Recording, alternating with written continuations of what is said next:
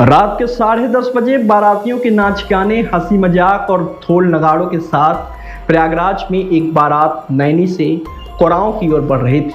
तभी अचानक एक दर्दनाक हादसे में तब्दील हो गई। नैनी के लालजी शुक्ला के बेटे शुभम शुक्ला की बारात कोरांव थाना क्षेत्र के खूंगा गांव जा रही थी। बारात में शामिल 2 कारों में सवार 10 युवा बाराती खुशियों के बीच एक हादसे का शिकार हो गए।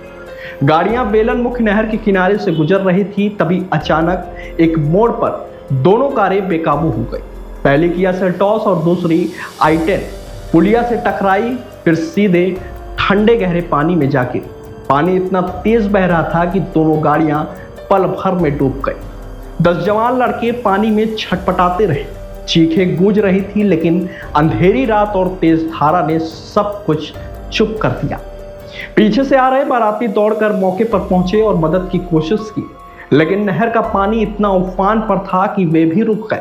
सूचना मिलते ही पुलिस, SDRF, फायर ब्रिगेड और स्थानीय गोताखोर मौके पर पहुंच गए।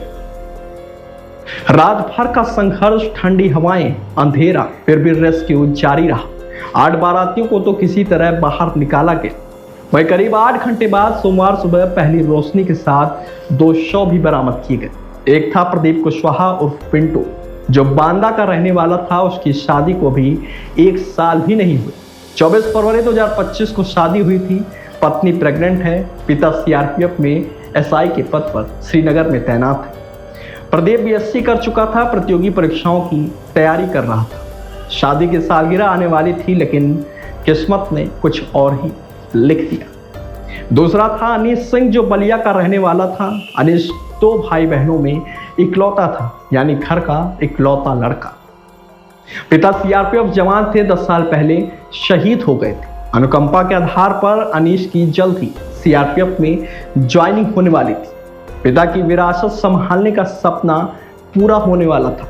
BSc की पढ़ाई कर रहा था। जिंदगी के सबसे सुनहरे पल में कदम रखने वाला था, लेकिन उसकी भी किस्मत को कुछ और ही मंजूर था।